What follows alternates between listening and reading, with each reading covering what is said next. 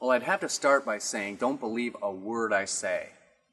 But if I say that this is a kernel of corn, and you plant it, and it grows corn, you don't have to believe me. You've got your own direct experience that tells you, hey, this is a kernel of corn. So this is action philosophy. This is meant to be applied, and then your direct experience will tell you if it's true or if it's false. So don't believe a word I say. The second thing I'd have to say is, I'm going to say, well, here's step one, here's step two. There really are no steps. It all exists at the same time. And something that might seem like it would take a long time to get there, it in fact might. But it also might happen in an instant. Just like the space-time continuum can have wormholes. That can exist in your life as well. So I might say that here's step one, here's step two, here's step three. Look at it like an onion. If you were to perceive the layers of an onion, you would pass through layer one, then pass through layer two, then pass through layer three, and it would seem as if these layers exist one after the other, kind of like events in your life. When in actuality, all of the layers of the onion exist at the same time. You just can't perceive them as such. So if I say that this is step one, this is step two, understand that that's just a way of explaining it. So with all that said, what's the first step? The first step is realizing that you are connected to your life. The people, the events, the things that happen in your life happen to you because of who you are. There is a connection. Just like if you're dreaming. If you're dreaming and you have fear, you're going to have a nightmare. It is connected to your experience based on what channel you're tuned to. So that being said, you have to understand that there is no accidents and everything is connected. Okay, so here we are in our life. What do we want in our life? One thing. We want control. We want to control. We don't want this. We do want that. We want to have this. We don't want to have that. So we want control. We want to control the outcome. So let's back up a little bit. What do we really have control over? Do we have control over our experiences, over other people? We try to, but really, do we? No, of course we don't.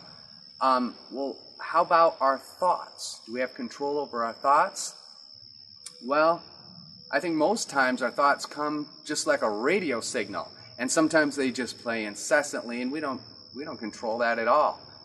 Nor do we control the emotions that follow the thoughts. So what do we have control over? These. And sometimes not even them. How many times have you done something automatically with your hands and you didn't even know you did it? You didn't even realize that you put your keys in the refrigerator. So sometimes, that's even questionable. But if we have control over anything, it has to be our own behavior, what we do with our hands. So I would say second step, again, an illusion, is when you experience your life's events, that will trigger a certain thought pattern, which will trigger a certain emotion, which will create a certain behavior. The key lies in what I call the contrary principle. What you think you do the opposite. So if we experience something bad, it makes us think bad, it makes us feel bad, it makes us do bad. And then that in turn perpetuates the cycle, sends out the seeds to the universe to create more experiences that are equally or even more dark, which makes us think more dark and feel more, and it's quicksand. So even though it's dark, do something with your hands, even though you don't feel like it. That's positive. You can work out, you can volunteer, you can help your neighbor. I challenge you, do it. Just try it. And what will happen is you'll do something positive, you'll walk away from it, and you'll say, yeah, I feel pretty good about that. Again, don't believe me, try it. And now you'll feel better about I guess it would release serotonin and, endorphins in the brain. But what you're doing is you're taking control over this, and you are tuning the channel. What channel are you tuned to? That's going to determine what you experience in your life. So you can, through your hands, take control of the tuner and tune to a different channel. Sometimes it's gradual, sometimes we just can't do it. So there's another thing. What if you tell me, I can't do it. I just don't want to do it.